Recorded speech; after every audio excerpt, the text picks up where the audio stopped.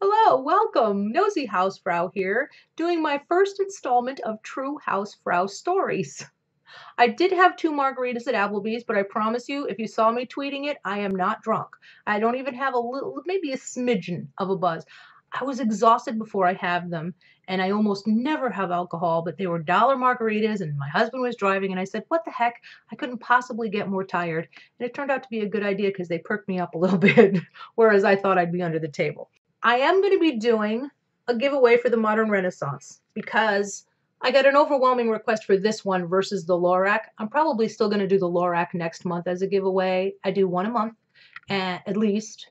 And the Lorac is still, I've yet to try it out, but it looks really good. And their eyeshadow is such quality. Right now, I'm just wearing some e.l.f. What is this called? Matte Plum. This is the eyeshadow I'm wearing right now. e.l.f.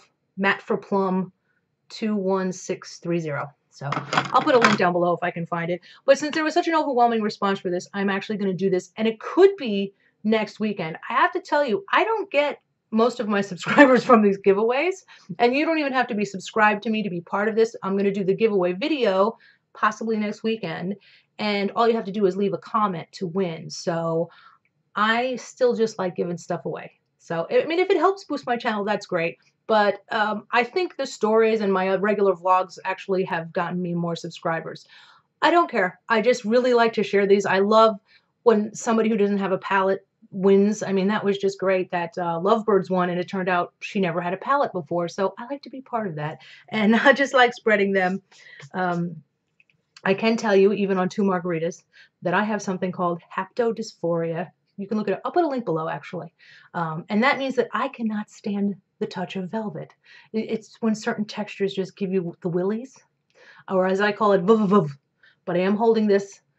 I do not like anything velvet, peach fudge, and this Modern Renaissance palette has a velvet cover. I kind of got schmutz all over this thing. It has a magnetic close, which is really nice.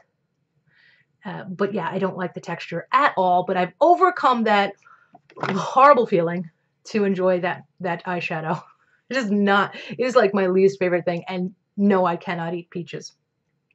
Unless they're, of course, already pre-peeled, and in which case, what could be more delicious? So real quick, before I get to my True HausFrau story, it's 100% true, you're not even going to believe. First, I wanted to plug this channel that I really like, that I think a lot of you, if not all, will also enjoy. It's Glowing Beauty Addiction. And she's really nice, and I love her channel, and she has a small goal of just 100 subscribers. When I found her, she had 9, and then I tweeted her, and then some friends tweeted her, and they told 2 friends, and they told 2 friends, so on and so on. You're so old, just like me. Anyway, check her channel out. Just don't like her more than me, or I'll have to turn on her faster than you can say brutally brutal. So my true Hollywood story. I think this is the best one. Obviously, I have a lot of them.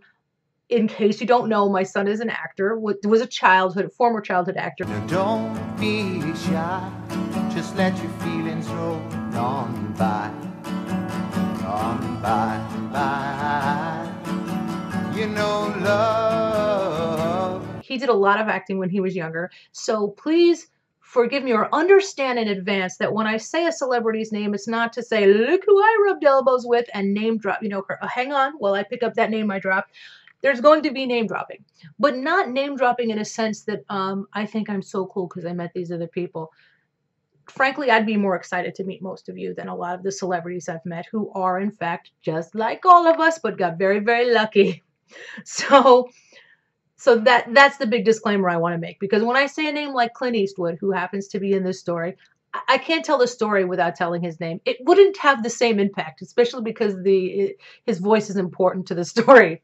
So let's just dive right in. I'm sorry for the prolonged intro. My son, when he was doing a lot of acting when he was younger, was asked to be in a movie called Changeling, and they sent me the script, and the script is very different than the movie. The movie was fantastic. The script was graphic. I almost hurled. I cannot stand movies where something bad happens to someone old or a puppy or children. I just can't stomach it.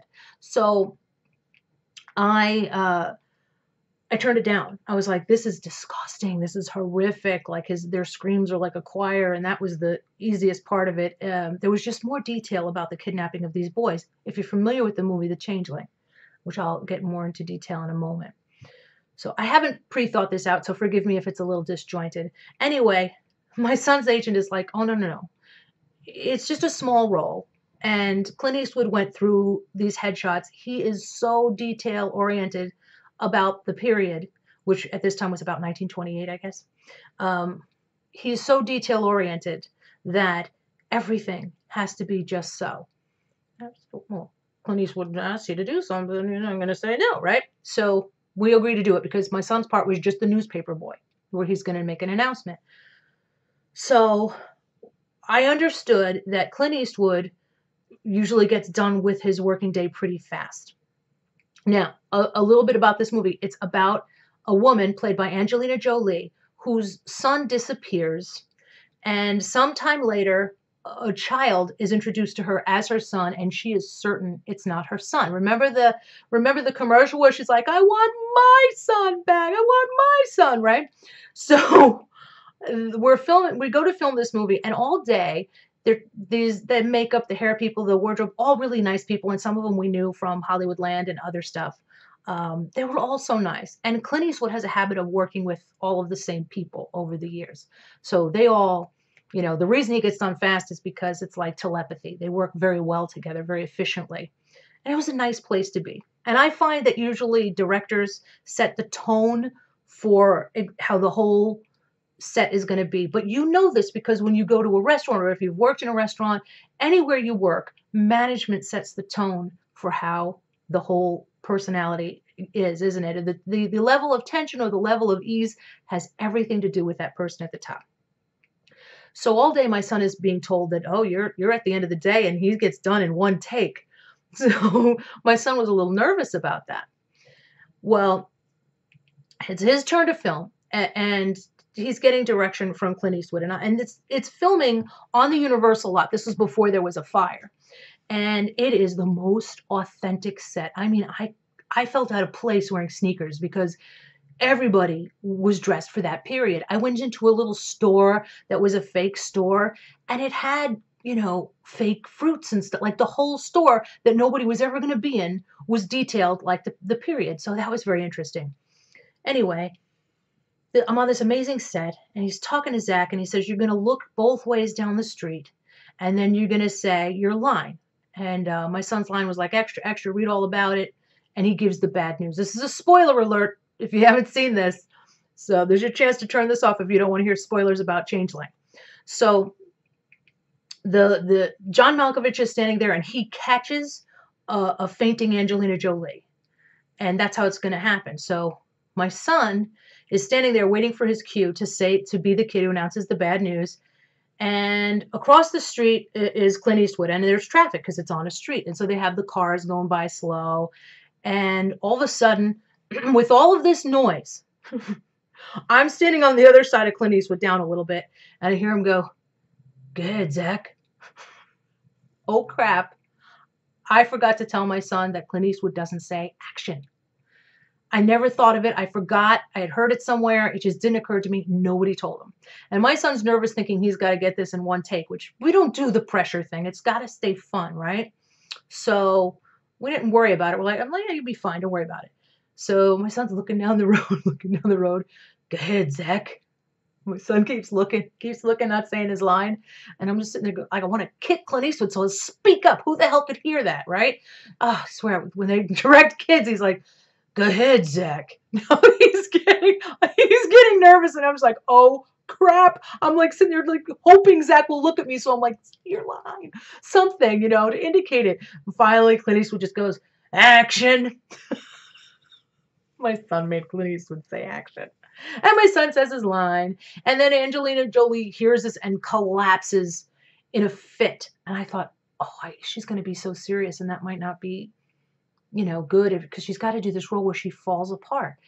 And when Clint Eastwood said cut, she stood up and she started swinging her purse at Zach. She goes, "You gave me terrible news." And she could not have been more fun for him. She was so nice. She wanted to play. It was really unusual to see an actor doing such a serious role. And she could go from hysterics to just keeping it light. And she may have wanted to do that because my son was young. He was like 11 years old. And she probably didn't want him to, have a bad experience. My son, of course, being 11, was just as interested in talking with the background people as he was anyone else. So I was like, that's pretty cool. And that was so funny. It's not over. That's not the whole part of that story.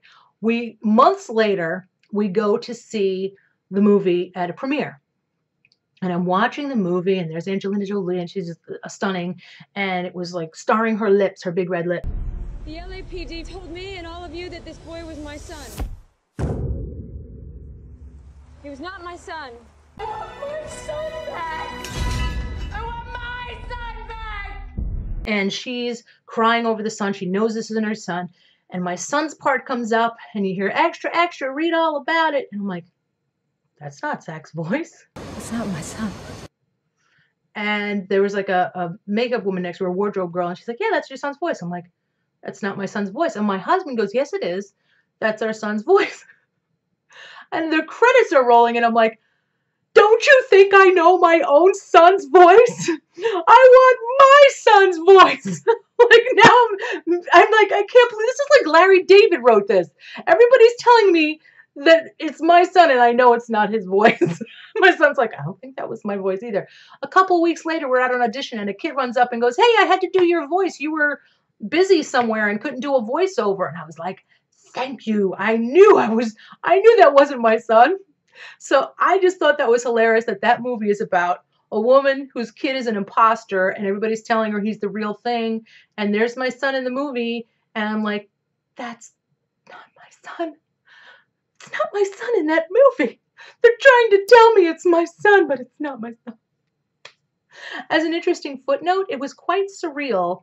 Standing after they had filmed everything, we were in kind of a circle. It was Clint Eastwood, my son, Angelina Jolie, the margaritas are still with me, and John Malkovich. And John Malkovich had Clint Eastwood's bird on his shoulder, and it was called Larry Bird. It was like a white macaw, and I'm really freaked out by birds, but this one was actually quite friendly, so I didn't mind him. Case-by-case basis, I guess.